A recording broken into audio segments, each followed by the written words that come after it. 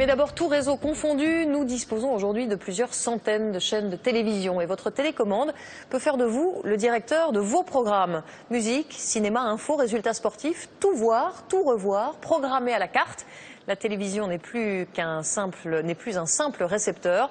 On appelle cela la télévision connectée. Elle représente déjà 25% des téléviseurs vendus. Christophe de Valambra, Pascal Caron. C'est le tout premier écran à être entré dans nos foyers. Qu'est-ce que la télévision ? À l'origine, une seule chaîne, en noir et blanc, avec les toutes premières émissions de débat.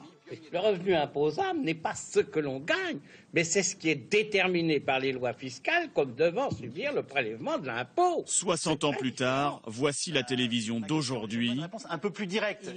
Ne nous dissimulons pas. Et voici celle de demain. En plus de l'émission, des compléments d'information, des détails sur les invités, sur les thèmes abordés et même la possibilité de donner son avis en direct. On appelle ça la télé connectée. Elle est reliée à Internet, la télécommande devient une souris. La chaîne propose aux téléspectateurs de faire sa propre télévision. Dernièrement, on a fait une application qui s'appelle Salto. Quand on arrive un peu tard chez soi, on n'a pas toujours eu l'occasion de voir le début de son émission. Donc si on a raté le début, on appuie juste sur cette touche.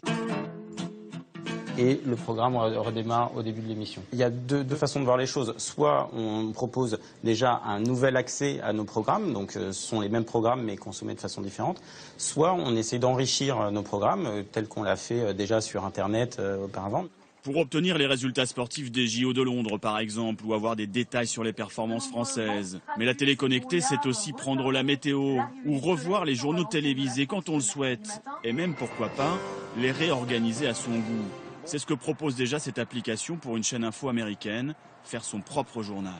On va commencer par exemple par choisir la durée de ce journal. Donc disons que j'ai 25 minutes à consacrer à ce journal. Et ensuite je vais choisir les thèmes de ce journal.